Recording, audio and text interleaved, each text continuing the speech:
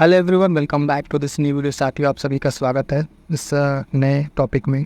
ये topics prelims के लिए काफ़ी इम्पोर्टेंट था, बहुत ही महत्वपूर्ण टॉपिक है, इसलिए मैंने सोचा इसको सबसे पहले करा दें। और इसके साथ साथ बता दें, जो भी साथी आपके कमेंट हैं, जैसे कि PYQ को कराना, ठीक है, PYQ को तेज कराना, उसके साथ साथ CSET को लेके, तो उसके पे काम चल रहा है। बहुत जल्दी उसकी वीडियो आपको मिल जाएगी। जिस तरीके से आपको एंशिएंट की मिली है, उस तरीके से आपका जो कमेंट था बाकी सब्जेक्ट के लिए, पॉलिटी या फिर ज्योग्राफी, उस सब का वीडियो आ जाएगा। धीरे धीरे काम चल रहा है, परेशान ना होइए, सारी चीज़ें आपको आ जाएंगी। बट उसके साथ साथ जो चीज़ें मोस्ट इंपॉर्टेंट हैं, आज अभी आपको बूस्टर सीरीज भी मिल जाएगा कुछ देर में। और उसके साथ साथ जैसे पॉलिटी का एक बहुत ही महत्वपूर्ण टॉपिक है संवैधानिक विकास और अधिनियम, ठीक है। यहाँ से हर बार एक प्रश्न आते हैं, तो इसको एक थोड़ा सा सेपरेट वीडियो में इसको इस तरीके से हमने पर्यावरण वाले में आंदोलन को कराया था, उस तरीके से छोटे से वीडियो में उसको कंप्लीट करा देते हैं, ताकि यहाँ से आपका आने वाला क्वेश्चन कोई गलत ना हो, ठीक है। और PDF के लिए मैं बता दूं फिर से कि आप टेलीग्राम ज्वाइन कर लीजिएगा, वहाँ से आपको PDF मिल जाएगा। चलिए फटाफट से देखते हैं कि ये संवैधानिक विकास किस तरीके से है। सबसे पहले इसको समझेंगे साथियों कि क्या इसका क्रम रहा है, संवैधानिक विकास का क्या क्रम रहा है। तो भारत का जो संवैधानिक विकास है उसको एक दृष्टि में अगर हम देखें तो दो तरीके से ये बटा है, ठीक है। पहला तो ब्रिटिश इंडिया के अंतर्गत जो क्राउन का था ब्रिटिश इंडिया, और उसके बाद से क्राउन के अंतर्गत भारत। तो पहले वाले पार्ट में देखते हैं हम लोग 1773 से रिलेटिंग एक्ट जो स्टार्ट होता है 1853 तक, और फिर जब 1858 से अधिनियम एक्ट आता है गवर्नमेंट ऑफ इंडिया 1857 क्रांति के बाद से, तो वही चीज़ें क्राउन के अंतर्गत आ जाती है। किसके अंतर्गत? क्राउन के अंतर्गत ये आती हैं, ठीक है। तो दो पार्ट में हम इसी को समझेंगे। पहला ब्रिटिश इंडिया के अंतर्गत भारत क्या था, उसके बाद से ब्रिटिश क्राउन के अंतर्गत भारत किस तरीके से 1858 से 1947 तक ये था। तो सबसे पहला अगर हम देखेंगे यहाँ पे ब्रिटिश इंडिया वाले में, तो ब्रिटिश इंडिया वाले में आप देख पा रहे होंगे यहाँ पे कि ब्रिटिश इंडिया का जो टेन्योर आपका यहाँ चल रहा है, सबसे पहले रेगुलेटिंग एक्ट 1773 आएगा, उसके बाद से क्विट्स इंडिया एक्ट 1784। अभी इस डिटेल में इन सब के बारे में पॉइंट टू पॉइंट जो भी मोस्ट इंपॉर्टेंट है वो आपको यहाँ पे करा दिए जाएंगे। ये दोनों चीज़ें आपको घटना चक्र और नोट से मिला के बनाई गई हैं, तो परेशान होने की जरूरत नहीं है। सारा चीज़ आपका एक बार में एक ही वीडियो में आपका यहाँ पे कंप्लीट हो जाएगा ये सेशन। चार्टर एक्ट 1793 आपका आता है, फिर उसके बाद से आप देखेंगे कि चार्टर एक्ट 1813, ठीक, इसकी कुछ बातें, फिर चार्टर एक्ट 1833, फिर चार्टर एक्ट 1853 यहाँ तक आता है। फिर उसके बाद से 1857 का विद्रोह हो जाता है, ठीक। फिर उसके बाद से महारानी सारा शासन अपने आप में खुद ले लेती हैं। उसके बाद से ब्रिटिश क्राउन के अंतर्गत भारत का शासन चलने लगता है, तो गवर्नमेंट ऑफ इंडिया का 1858 आता है। उसके बाद से आएगा फिर Indian council act 1861, Indian council act 1892, Bharat परिषद अधिनियम 1909, ये बहुत इंपॉर्टेंट है। उसके बाद से आप देखेंगे कि भारत सरकार अधिनियम 1919 और भारत सरकार अधिनियम 1935। तो यहाँ तक हम लोग करेंगे, कहाँ तक? 1935 तक इसमें हम लोग कंप्लीट करेंगे। बाकी फर्दर जो ये आगे का है, अगस्त प्रस्ताव 1940, क्रिप्स मिशन, कैबिनेट मिशन और माउंटबेटन, ये जो है आपका भारतीय स्वतंत्रता संग्राम में इसको कंप्लीट किया जाएगा। तो आई होप सो कि पूरा सेशन आपको समझ में आ गया होगा। कहाँ से हम लोग स्टार्ट करेंगे रेगुलेटिंग एक्ट से, और कहाँ तक चलेंगे, 1935 तक के सारे एक्ट कंप्लीट करेंगे। ये चीज़ ध्यान दीजिएगा कि ये संवैधानिक विकास दो पार्ट में बटा रहता है, एक क्राउन के अंतर्गत, ठीक है, और एक ईस्ट इंडिया कंपनी के अंतर्गत। आई होप सो कि पूरा आपको ये क्लास का फिगर आउट समझ में आ गया होगा कि कैसे कैसे क्लास चलेंगे, कहाँ तक जाएंगे। ये चार जो अंतिम का है ये हम आपको मॉडर्न इंडिया वाले पार्ट में करा देंगे। बाकी यहाँ तक 1935 तक आप यहाँ पे कंप्लीट कीजिए, ठीक है। चलिए इसके आगे से देखते हैं रेगुलेटिंग एक्ट का। देखेंगे संवैधानिक विकास का जो अधिनियम है, यानी भारत का जो संविधान है, और उससे पहले जो ईस्ट इंडिया कंपनी के जो रेगुलेटिंग एक्ट आए हैं, उन सारे एक्ट से अगर आप देखेंगे एक प्रश्न जरूर पूछता है, ठीक है। एक प्रश्न यहाँ से रहता है, और बहुत ही शॉर्ट तरीके से जो सारे इंपॉर्टेंट इसके तथ्य हैं उनको एक जगह सम्मिलित किया गया है, और ये घटना चक्र और बाकी अदर बुक्स को देखते हुए एक शॉर्ट नोट्स बनाया गया है। ये नोट्स आपके लिए बहुत ही महत्वपूर्ण है। UPPCS हो, RO एग्जाम्स हो, जिसमें भी इस तरीके के है, इस तरीके लिखे, तो उसके लिए बहुत इंपॉर्टेंट है। पहला यहाँ पर हम देखेंगे कि संवैधानिक जो रेगुलेटिंग एक्ट 1773 का रेगुलेटिंग एक्ट है, तो बता दें इसी तरीके की यही PDF आपको टेलीग्राम पर मिल जाएगी, ठीक है। टेलीग्राम डिस्क्रिप्शन से ज्वाइन कर लीजिएगा लिंक से। और बता दें कि जो अदर आपके टॉपिक चल रहे थे, ठीक है, जैसे कि PYQs का हो गया या फिर उधर से, वो सब साथ चलते रहेंगे। थोड़ा सा 1-2 दिन डिले हो जा रहा है, क्योंकि चीज़ों को बहुत ज़्यादा देख के समझ के उसको बनाना पड़ता है, तो 1-2 दिन की डिले हो सकता है। उसके लिए परेशान ना हो, बिल्कुल चीज़ें कराई जाएंगी, ठीक है। तो इस तरह का अब एक टॉपिक नया सम्मिलित किए हैं। इस वक्त तो बूस्टर सीरीज चल रही थी, उसके साथ साथ ये कुछ ऐसे टॉपिक्स हैं जो आपके लिए बहुत महत्वपूर्ण यहाँ से प्रश्न आते हैं, तो इनको भी कोशिश किया जाए, करा दिया जाए। कम से कम समय में आपका जितना फ़ायदा हो सके उतना आपका हो जाए, उतने अच्छे क्वेश्चन आप कर पाएँ, प्रीलिम्स में आपको ज़्यादा से ज़्यादा हेल्प हो सके इससे। तो देखिएगा इसमें कहा गया है कि 1773 का रेगुलेटिंग एक्ट के बारे में इसमें क्या क्या प्रावधान, तो सारे प्रावधान को देखिएगा। पहला पॉइंट इसमें ये बना कि भारत में ईस्ट इंडिया कंपनी के कार्यों को नियंत्रित करने का ये पहला कदम था। यानी क्या था, जो ईस्ट इंडिया कंपनी भारत में आई थी, अगर आप देखें भारत में व्यापार करने ब्रिटिश से चल के जो कंपनी आई थी, वो कंपनी को रेगुलेट करने के लिए यहाँ पे क्या था, ये पहला कदम था। यानी कुछ इस तरीके का नियम कानून बनाए गए जिससे भारत में ये ईस्ट इंडिया कंपनी को क्या किया जा सके, रेगुलेट किया जा सके। तो 1773 का रेगुलेटिंग एक्ट इसी के क्रम में एक था, पहला कदम था कि कार्यों को नियंत्रित करने के लिए इस तरह का पहला स्टेप लिया गया था। और एक काम क्या किया गया इस एक्ट के बारे में कि बंगाल के गवर्नर को जो थे, बंगाल के गवर्नर जो था उसके पोस्ट को गवर्नर जनरल पद नाम दे दी। क्या दे दिया, गवर्नर जनरल। तो यहाँ से एक प्रश्न बनता है कि पहला बंगाल का गवर्नर जनरल किसको बनाया गया, तो यहाँ पे नाम आप देखेंगे आ रहा होगा इसका, वॉरेन हेस्टिंग का। ठीक है, वॉरेन हेस्टिंग को बनाया गया, बंगाल के गवर्नर से आप देखेंगे गवर्नर जनरल का पद करके वॉरेन हेस्टिंग को बना दिया गया। उसके साथ एक यहाँ पे पॉइंट आया, इसमें ऐड किया गया कि कोलकाता में एक उच्चतम न्यायालय की स्थापना हुई, जिसमें आप देखेंगे एक मुख्य न्यायाधीश और प्लस 3 अन्य न्यायाधीश। यानी ये प्लस 3 का एक था, लॉर्ड एलिजा हेम्पे इसकी जो थी मुख्य न्यायाधीश थी, और 3 अन्य इसमें जज थे। तो ये बहुत महत्वपूर्ण पॉइंट है। 2 ही 3 पॉइंट अगर आप याद रखेंगे इस रेगुलेटिंग एक्ट से, तो ये आपके परीक्षा में प्रश्न यहाँ से गलत नहीं होंगे, क्योंकि बहुत सारे इसमें बहुत सारी बातें हैं रहती हैं, लेकिन जो इंपॉर्टेंट 3 पॉइंट थी आपको यहाँ पे दे दिया गया। 1773 रेगुलेटिंग एक्ट में क्या देखेंगे, ये ईस्ट इंडिया कंपनी के कार्यों को नियंत्रित करने के लिए पहला स्टेप, बंगाल का गवर्नर का जो पद था उसको गवर्नर जनरल पद बना दिया गया, उसमें वॉरेन हेस्टिंग की नियुक्ति हुई। और कोलकाता में एक आप देखेंगे उच्चतम न्यायालय की स्थापना होती है, जिसमें 1+3 करके रेशियो में जज थे, यानी एक मुख्य न्यायाधीश और 3 अन्य न्यायाधीश उसमें थे। उसके बाद से क्या आया साथी, उसके बाद से अगला पॉइंट आया, अगला है 1784 का पीट्स इंडिया एक्ट। ठीक है, इसको कहा गया एक्ट ऑफ सेटलमेंट। तो सिंपल से क्वेश्चन ये भी पूछा गया है कि एक्ट ऑफ सेटलमेंट जो है किसको कहा गया, तो 1784 के पीट्स इंडिया एक्ट को क्या कहा गया, एक्ट ऑफ सेटलमेंट। इसके द्वारा क्या क्या चीज़ें की गई उसको ध्यान से देखिएगा। इसके द्वारा जो चीज़ें की गई, इसमें सबसे पहला पॉइंट था कि आप राजनीतिक और वाणिज्यिक कार्यों को पृथक कर दिया गया। ठीक है, राजनीतिक और वाणिज्यिक कार्यों को पृथक कर दिया गया, यानी कंपनी के जो पॉलिटिकल व्यूज़ थे, काम थे, और कमर्शियल काम थे, उसको अलग किया गया। नियंत्रण बोर्ड नाम से निकाय का गठन किया गया, एक अलग से निकाय का गठन किया गया। ठीक है, एक बॉडी बनाई गई जिसमें नियंत्रण बोर्ड के नाम से बनाया गया, तो एक अलग बॉडी बनाई गई। उसके बाद अगला पॉइंट है, ब्रिटिश सरकार को भारत में कंपनी के कार्यों और प्रशासन पर पूर्ण नियंत्रण प्रदान किया गया। क्या किया गया, ब्रिटिश सरकार को भारत में कंपनी के कार्यों और प्रशासन पर पूर्ण नियंत्रण प्रदान कर दिया गया। तो ब्रिटिश सरकार को यहाँ पर क्या कर दिया, कंपनी के कार्यों पर पूर्ण तरीके से नियंत्रण दे दिया गया। अगला देखेंगे 1793। ठीक है, 1793 एक्ट क्या कहता है, 1793 एक्ट क्या कहता है, बहुत ही महत्वपूर्ण ये भी है।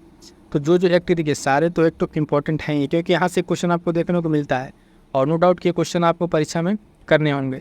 तो जो इसके इंपॉर्टेंट पॉइंट्स है वही पॉइंट्स आपको यहाँ पे डिस्कस करा जाएगा। कुछ पॉइंट आपको लगता है कि छूट गया है, तो नो डाउट कि सबसे ज़्यादा इंपॉर्टेंट पॉइंट उस पॉइंट को इसमें कवर किया गया। एक शॉर्ट नोट्स है अंतिम समय आपके रिवीजन के लिए। फिर देखिएगा, भारत में व्यापार के लिए एक अधिकार जो था, मोनोपोली थी, 1793 एक्ट को क्या किया, उसको 20 साल के लिए बढ़ा दिया गया। यानी ईस्ट इंडिया कंपनी को भारत में व्यापार करने के लिए 20 साल का और क्या कर दिया गया, समय और दे दिया गया, उसको बढ़ा दिया गया। बोर्ड ऑफ कंट्रोल के सदस्यों के कर्मचारियों को भारतीय राजस्व से भुगतान किया जाना शुरू कर दिया गया। यानी अभी जो ऊपर बोर्ड ऑफ कंट्रोल बना था, एक नियंत्रण बॉडी बनी थी, उसके कंट्रोल के जो उस कंट्रोल के सदस्य थे बोर्ड ऑफ कंट्रोल के, उस सदस्यों को क्या, उन कर्मचारियों को भारत के राजस्व से भुगतान किया जाने लगा, भारतीय इनकम से जो उनको था क्या किया जाने लगा, उनको पेमेंट किया जाने लगा था। ठीक है, तो ये 2 पॉइंट क्या है, 1793 में आप देखेंगे 20 साल के लिए बढ़ा दिया गया और उनको यहाँ से पेमेंट किया जाने लगा। अगला पॉइंट है कि चार्टर एक्ट क्या है, 1813 का चार्टर एक्ट। ठीक है, 1813 का चार्टर एक्ट महत्वपूर्ण है। नोट्स आपको इस तरीके से बनाया गया कि कुछ आपको उसमें नहीं करना, सीधे सीधे आप पॉइंट्स बना के इसको प्रिंट लेकर पढ़ सकते हैं। बहुत ही बेहतरीन तरीके से आपको फ्री ऑफ कॉस्ट नोट्स भी आपको PDF प्रोवाइड कर दिया जाएगा टेलीग्राम पे, टेलीग्राम ज्वाइन जरूर कर लीजिएगा। तो 1813 के चार्टर एक्ट में क्या कहा गया था साथियों कि चाय व चीन के साथ व्यापार को छोड़कर कंपनी के व्यापारी अधिकार को समाप्त कर गया।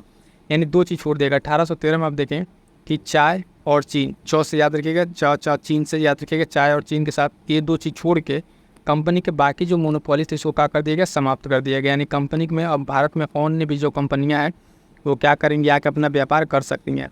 और सिर्फ चाय और चीन, 2 चीज़ें, चाय और चीन, यानी इन दोनों के साथ अभी कंपनी का एकाधिकार था। क्या था, कंपनी का एकाधिकार था, और उसी के साथ इसको व्यापारी के एकाधिकार को समाप्त कर दिया गया। क्या कर दिया गया, समाप्त कर दिया गया। ठीक है, और एक अगला पॉइंट, इसका महत्वपूर्ण पॉइंट क्या था कि इसी के साथ ईसाई मिशनरियों को भारत आकर लोगों को प्रबुद्ध करने की अनुमति दे दी गई। यानी पहला टाइम था 1813 का जो चार्टर एक्ट था, इसमें क्या था कि ईसाई मिशनरियों को भारत में आकर अपने धर्म प्रचार की क्या मिल गई, उनको मिल गया अपना एक प्रचार करने का मौका यहाँ पे मिल गया। ठीक है, तो ईसाई मिशनरियों को भारत में आगमन, सीधे सीधे प्रश्न पूछा हुआ है, 1813 में आगमन होता है। अगला पॉइंट है, स्थानीय सरकारों को व्यक्तियों पर कर लगाने के लिए अधिकृत किया गया और भुगतान न करने पर दंड की व्यवस्था की गई। यानी जो लोकल लेवल पर सरकारें थी, स्थानीय बॉडी थी, उसमें किया गया कि व्यक्तियों पर वो कर लगा सकते हैं और उसको वसूली कर सकते हैं और न देने पर उनको दंड दे भी सकते हैं, ये भी व्यवस्था की गई। तो ये 3 पॉइंट 1813 के चार्टर एक्ट का होप आपको क्लियर हो गया होगा, बहुत ही महत्वपूर्ण है, इसको अच्छे से तैयार कर लीजिएगा तीनों पॉइंट्स। उसके बाद से आता है अगला 1833 का चार्टर एक्ट अधिनियम। क्या 1833 का चार्टर एक्ट अधिनियम देखेंगे, इसमें क्या क्या पॉइंट्स कहेंगे, उन सारे पॉइंट्स को देखेंगे। तो ये देखिए इसमें क्या क्या आ गया, इसका जो पॉइंट्स है देखेंगे कि ठीक है, एक पॉइंट और इस वाले में देख लीजिएगा 1813 वाले में, इसी में एक इंपॉर्टेंट पॉइंट है जो कि 1 लाख रुपए वाली बात कही गई थी, वो प्रश्न पूछा गया है। ठीक है, 1 लाख रुपए जो है यहाँ पे दिया गया भारतीय शिक्षा पर खर्च करने के लिए, तो किस एक्ट में प्रावधान किया गया था, तो भारतीय शिक्षा पर प्रतिवर्ष 1 लाख रुपए खर्च करने को पाबंद किया गया था, इसी 1813 के चार्टर एक्ट में किया गया था। क्लियर है, इस चार्टर एक्ट में इस बात को किया गया था, तो ध्यान रखिए चार्टर एक्ट अधिनियम इसी में किया गया था। अगला है कि 33 वाले में कि सिविल सेवकों का चयन के लिए खुली प्रतियोगिता का आयोजन शुरू किया गया, इसका एक प्रयास किया गया और मद्रास और मुंबई के गवर्नर को जो विधायी शक्तियाँ दी गई थी उससे वंचित कर दिया गया था। ठीक है, अब ये क्या कर दिया, मद्रास और मुंबई गवर्नर की शक्तियों कहाँ कर दिया गया, लाके इसको कर दिया गया, आप देखेंगे बंगाल के उसमें अंदर में कर दिया गया। और इस वाले 1833 वाले में एक पॉइंट याद रखिएगा, और जो है इसमें बंगाल के गवर्नर जनरल का पद जो है, उसके गवर्नर जनरल के पद को क्या कर दिया गया, बंगाल के गवर्नर जनरल पद को है ना, उसको कर दिया गया भारत का गवर्नर जनरल। क्या कर दिया गया, भारत का गवर्नर जनरल कर दिया गया। और उस समय लॉर्ड विलियम बेंटिंग को बनाया गया, किसको, लॉर्ड विलियम बेंटिंग को बनाया गया भारत का प्रथम गवर्नर जनरल। तो ये चीज़ इंपॉर्टेंट है। 1833 वाले में, 1833 वाले में क्या किया गया कि बंगाल के गवर्नर जनरल को, फिर से बोल रहा हूँ सुनिएगा ध्यान से, बंगाल के गवर्नर जनरल को है ना, भारत के गवर्नर जनरल उसको पोस्ट कर दिया गया और लॉर्ड विलियम बेंटिंग को यहाँ पे बनाया गया। ठीक है, किसको बनाया गया, लॉर्ड विलियम बेंटिंग को बनाया गया। अगला है कि 1853 का चार्टर एक्ट, तो यहाँ तक क्लियर हो गया। इसमें देखेंगे पहली बार जो है गवर्नर जनरल की परिषद में विधायी एवं प्रशासनिक कार्य को अलग कर दिया। क्या किया गया, ये पॉइंट ध्यान रखिएगा, जो विधायी और प्रशासनिक कार्य थे ये क्या किया गया, गवर्नर जनरल की परिषद से अलग कर दिया गया। 1854 में सिविल सेवा के संबंध में मैकाले समिति की नियुक्ति की गई। क्या की गई थी, मैकाले समिति की नियुक्ति की गई है, किसमें, 1854 ईस्वी में, सिविल सेवा के संबंध में ये चीज़ ध्यान रखिएगा। अगला पॉइंट है 1858 का अधिनियम। क्या है, 1858 का अधिनियम बहुत ही इंपॉर्टेंट है। ये गवर्नर जनरल का पद नाम बदलकर भारत का वायसराय कर दिया गया, पहला ही महत्वपूर्ण पॉइंट। और लॉर्ड कैनिंग को भारत का प्रथम वायसराय बनाया गया। ठीक है, तो ये पॉइंट याद रखिएगा। जैसे देखिएगा पहली बार बदला कहाँ पे, यहाँ पे इसके पहले वाले में 1813 वाले में क्या किया गया, भारत का गवर्नर जनरल बनाया गया था लॉर्ड विलियम बेंटिंग को। अब यहाँ क्या, गवर्नर जनरल का जो पद है उसको नाम बदल कर भारत का वायसराय कर दिया गया और लॉर्ड कैनिंग को भारत का प्रथम वायसराय बनाया गया। अगला पद है, नए पद भारत के राज्य सचिव का सृजन किया गया। एक राज्य सचिव नाम से, भारत के राज्य सचिव के नाम से एक पद का सृजन किया गया। और अगला पॉइंट है कि 15 सदस्यीय परिषद का गठन किया गया, जो एक सलाहकार परिषद था। क्या था, एक सलाहकार परिषद था, इसको इस तरीके से इसको डेवलप किया गया। ठीक है, तो ये 1858 के संबंध में प्रस्तावित थी। अब आते हैं अगले पॉइंट पे, 1861 का अधिनियम। 1861 का परिषद अधिनियम क्या है, इस परिषद अधिनियम में देखते हैं, कानून बनाने की प्रक्रिया में भारतीय प्रतिनिधियों को शामिल करने की शुरुआत हुई। क्या हुई, कानून बनाने की प्रक्रिया में जो है भारतीय प्रतिनिधियों को शामिल करने की शुरुआत की गई। ठीक है, तो ये सब सारी चीज़ इसमें की गई, किसमें, 1861 वाले में। 1862 में लॉर्ड कैनिंग ने 3 भारतीय बनारस के राजा, पटियाला के महाराजा दिनकर राव को विधान परिषद में मनोनीत किया। तो ये 3 पॉइंट याद रखिएगा, 1862 वाले में 61 से यहाँ पे इनको नियुक्त किया गया। अगला पॉइंट है कि वायसराय को मोस्ट इंपॉर्टेंट लगाएगा इसको, कि वायसराय को आपातकाल में अध्यादेश जारी करने की शक्ति के लिए अधिकृत किया गया। कब, 1861 वाले में। कब में, 1861 वाले में इसको अधिकृत किया गया। वायसराय जो है अभी क्या कर सकता है, अध्यादेश जारी कर सकता है। उसके साथ साथ क्या किया गया, बंगाल, उत्तर पश्चिमी सीमा पर पंजाब में क्रमशः 1862, 66 और 97 में, ठीक है, क्या किया, विधान परिषद का गठन हुआ। क्या हुआ, विधान परिषद का यहाँ पे गठन हुआ। तो ये पॉइंट इंपॉर्टेंट है, ध्यान रखिएगा। अगला पॉइंट 1892 का परिषद अधिनियम। ठीक है, 1892 का परिषद अधिनियम।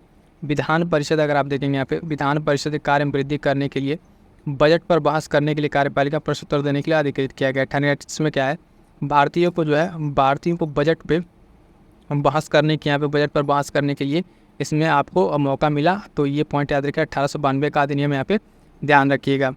अगला पॉइंट देखेंगे इस वाले में 1909 में आ गए अब हम लोग यहाँ किसके पॉइंट में। 1909 में भारत का परिषद अधिनियम जो है मार्ले मिंटो रिफॉर्म के नाम से, सुधार के नाम से जाना जाता है। 1909, ठीक है, बहुत ही महत्वपूर्ण है ये, यहाँ से प्रश्न बनते हैं। इसमें सबसे एक बड़ी बात जो क्या की गई थी, यहाँ पे आप देखेंगे सांप्रदायिकता का बीज बोया गया था, प्रतिमंडल का प्रदान करके मुसलमानों के लिए अलग से करके, और यही सांप्रदायिकता का एक तरह से जन्म किया गया ब्रिटिशों के द्वारा। यही जो है जो आगे चल के देखेंगे ये खाई इतनी बढ़ती गई कि भारत की विभाजन तक ये लेके गई। केंद्रीय प्रांतीय विधान परिषद के आकार में वृद्धि की गई, परिषद कार्यों का दूसरा दायरा बढ़ा, अनुपूरक प्रश्न पूछना, बजट पर संकल्प रखना आदि सब चीज़ में बढ़ाई गई। 1909 में एक महत्वपूर्ण पॉइंट है सबसे ज़्यादा कि मुसलमानों के लिए अलग प्रतिनिधित्व मंडल का प्रावधान किया गया। तो 1909 का मिडले मॉन्टो जो रिफॉर्म है इस नाम से ये जाना जाता है, ये चीज़ में ध्यान रखिएगा। आगे अगला भारत शासन अधिनियम 1919, ठीक है, मॉन्टेग्यू चेम्सफोर्ड विस्तार। इसमें क्या कहा गया, भारत शासन अधिनियम 1919, तो ये नाम याद रखिएगा, इसको मॉन्टेग्यू चेम्सफोर्ड सुधार भी कहा जाता है। इसमें कहा गया साथियों कि केंद्रीय प्रांतीय विधान परिषद को अपनी सूचियाँ के विषय विधान बनाने का अधिकार प्रदान किया गया और विषय सूची को पुनः 2 भागों में बांटकर हस्तांतरित और आरक्षित विषय बना दिया गया। क्या कर दिया गया, हस्तांतरित और आरक्षित विषय जो थी सूची तो उसमें विषय तो उसको बांट दिया गया। शासन की दोहरी व्यवस्था और प्रत्यक्ष निर्वाचन की व्यवस्था प्रारंभ हुई और 1926 में सिविल सेवकों की भर्ती के लिए केंद्रीय लोक सेवा आयोग का गठन किया गया। तो ये बहुत ही महत्वपूर्ण पॉइंट है इस 1919 के लिए, ठीक है। 1919 अधिनियम में आप देखेंगे 1926 में चल के सिविल सेवकों की भर्ती के लिए केंद्रीय लोक सेवा आयोग का गठन किया गया 1926 में, पॉइंट याद रखिएगा। और ये भारत शासन अधिनियम 1919 के अंतर्गत आता है। केंद्रीय बजट को राज्य के बजट से अलग कर दिया गया, तो ये भी एक महत्वपूर्ण पॉइंट है। केंद्रीय बजट को क्या कर दिया गया, राज्य के बजट से अलग कर दिया गया। अब आते हैं भारत शासन अधिनियम 1935। भारत शासन अधिनियम 1935 क्या है, ये बहुत ही महत्वपूर्ण है। यहाँ से भारतीय संविधान में लगभग बहुत सारे प्रावधान लिए गए हैं, तो इसे यहाँ पे ध्यान दीजिएगा। अवशिष्ट शक्तियाँ वायसराय को दे दी गई, जो जिस पे कोई सूची नहीं है, जो कुछ अलग से कुछ नया है, उस वाले को किसको दे दिया गया, वायसराय को शक्ति दे दी गई 1935 के तहत। द्वैध शासन की व्यवस्था को समाप्ति कर दी गई। द्वैध शासन यहाँ पे था, जो प्रांतों में लगा था द्वैध शासन, उसको समाप्त करके सेंट्रल लेवल पे कर दिया गया और केंद्र में द्वैध शासन प्रणाली की प्रारंभ किया गया। यानी क्या कि द्वैध शासन खत्म करके केंद्र में लगा दिया गया। और ये स्टार्ट कहाँ से हुआ था आपका, 1919 से प्रांतों में जो है, प्रांतों में द्वैध शासन लागू किया गया था 1919 में, पॉइंट याद रखिएगा। द्वैध शासन जो है प्रांतों में स्टार्ट किया गया था 1919 में, पॉइंट ध्यान रखिएगा। शासन की दोहरी व्यवस्था जो की गई थी यहीं पे प्रारंभ की गई थी। अगला पॉइंट इसमें क्या है, द्वैध शासन हो गया। 1858 द्वारा स्थापित भारतीय परिषद को समाप्त कर दिया गया, जो 1858 में स्थापित किया गया था भारत परिषद, उसको समाप्त किया गया। और कुछ क्या पॉइंट बनाए गए, संघीय लोक सेवा आयोग की स्थापना के साथ साथ प्रांतीय लोक सेवा आयोग को 2 से अधिक राज्यों के लिए संयुक्त आयोग की स्थापना की गई। यानी 1935 का ये जो है संघीय लोक सेवा की स्थापना करना और प्रांतीय लोक सेवा आयोग की स्थापना करना, इसी चीज़ क्या की गई यहाँ पे बनाई गई, ठीक है। 1937 में संघीय न्यायालय की स्थापना होती है, ठीक है। 1937 में इसको स्थापना करके कहाँ लाया गया, दिल्ली लाया गया, ठीक है। अब क्या है यहाँ पे 2-3 पॉइंट देख लेंगे अलग से कि संविधान सभा के महत्वपूर्ण कार्य क्या है। फिर थोड़ा सा इंपॉर्टेंट फैक्ट्स है इसमें, ये बहुत महत्वपूर्ण है, इसको थोड़ा सा देख लीजिए, काम आने वाला है ये। पहला कह रहा है कि राष्ट्रमंडल में भारत की सदस्यता का सत्यापन किया गया, तो मई 1949 में। राष्ट्रीय ध्वज को कब अपनाया गया, क्वेश्चन कितनी बार पूछा गया है, 22 जुलाई 1947 को। कब, 22 जुलाई 1947 को, 22 जुलाई को ही ध्वज दिवस मनाया जाता है, तो भी पॉइंट ध्यान रखिएगा, क्लियर है। आइए अगला पॉइंट देखते हैं। अगला कुछ पॉइंट है यहाँ पे कि राष्ट्रीय गान को अपनाया गया, तो 24 जनवरी 1950 को, बहुत ही महत्वपूर्ण है, सारे महत्वपूर्ण फैक्ट हैं यहाँ पे। राष्ट्रीय गीत को अपनाया गया, तो कब, 24 जनवरी 1950 को इसको भी अपनाया गया। राष्ट्रीय गान और राष्ट्रीय गीत को क्या किया गया, एक ही साथ अपनाया गया है। अगला पॉइंट है डॉक्टर राजेंद्र प्रसाद को पहले राष्ट्रपति के रूप में चुना गया, तो 24 जनवरी 1950 को। कब, 24 जनवरी 1950 को। और मोस्ट इंपॉर्टेंट ये लास्ट पॉइंट, संविधान सभा की अंतिम बैठक जो 24 जनवरी 1950 को की गई। कब की गई, 24 जनवरी 1950 को की गई है इसकी क्या कहेंगे, संविधान सभा की अंतिम बैठक, ठीक है। तो ये कुछ आप देखेंगे पॉलिटी के महत्वपूर्ण सारे प्रावधान थे, खास करके संविधान विकास के रेगुलेटिंग एक्ट से लेकर सारा हमने यहाँ पे कंप्लीट करा दिया है। और इससे रिलेटेड जो भी सारी चीज़ें हैं आपको एक जगह उपलब्ध करा दी गई हैं, ठीक है, उपलब्ध करा दी गई हैं। रही बात PDF की, तो आप PDF टेलीग्राम से ज्वाइन कर लीजिएगा। बाकी ये सेशन आपको कैसा लगा कमेंट करके ज़रूर बताइएगा। और CSAT, ठीक है, CSAT और PYQs जो आप लोगों ने कहा है, तो अभी उसकी वीडियोज़ अपलोड हो जाएगी, तो उसके लिए परेशान ना होइए। चलिए मिलते हैं किसी नेक्स्ट वीडियो में, तब तक के लिए थैंक यू सो मच।